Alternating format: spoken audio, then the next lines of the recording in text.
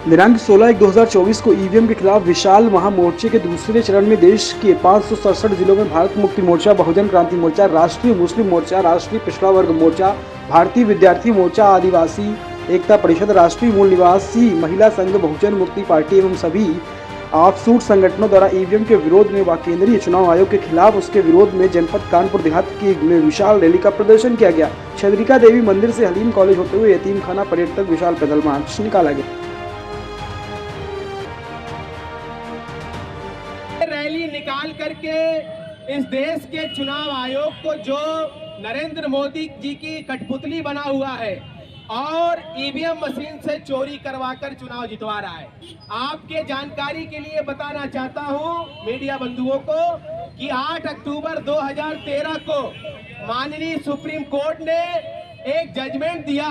8 अक्टूबर 2013 को para number 2829 उसका case का नाम है।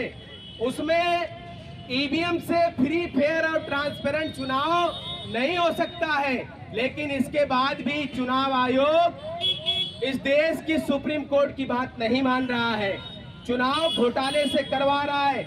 इसलिए हम लोगों का जो है ये प्रदर्शन हो रहा है। हमारा चौथा चरण 5 लाख लोगों के साथ चुनाव आयोग, जो केंद्रीय चुनाव आयोग दिल्ली में बैठा है, उसके कार्यालय को घेरने का काम करेंगे। अगर इसके बाद भी 24 में वो चुनाव ईवीएम से करवाने की कोशिश करेंगे तो फिर ईवीएम उठाकर पटक भी देंगे, क्योंकि ये जनता के वोटों का मामला है, लोकतंत्र और संविधान को बचाने का मामला है। तो 24 में भारत मुक्ति मोर्चा और इसके हजारों और सैकड़ों संगठन जो साथ में इनके साथ हैं, ईवीएम उठाकर पटक कर तोड़ने का काम करेंगे।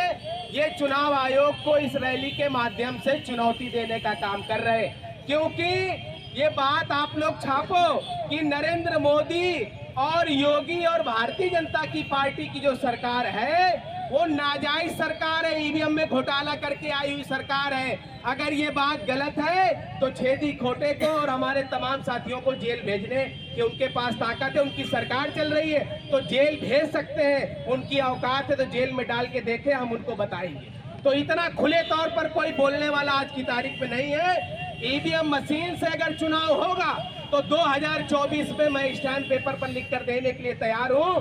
2024 में ईवीएम में घोटाला करके भारतीय जनता पार्टी नरेंद्र मोदी सरकार बनाएंगे और इस देश का संविधान खत्म करेंगे।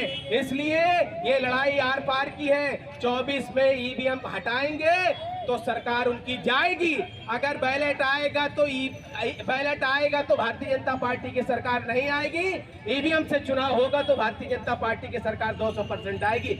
इसलिए ईवीएम के लिए सभी लोगों से अनुरोध है, जनता से, इस देश के वोटरों से, नागरिकों से, कि देश के लोकतंत्र को बचाने के लिए, संविधान को बचाने के लिए और बाबा साहब अम्बेडकर के दिए हुए अधिकार को, संविधान को अगर बचाना है तो प्रत्येक आदमी को बैलेट से चुनाव हो और ईवीएम का विरोध करें। हम लोग सबसे अनुरोध कर रहे हैं, अगर ईवीएम से चुनाव हो तो इस देश को बचाने के लिए अपना वोट डालने के लिए जाए, ईवीएम उठाए और पटक दें। धन्यवाद।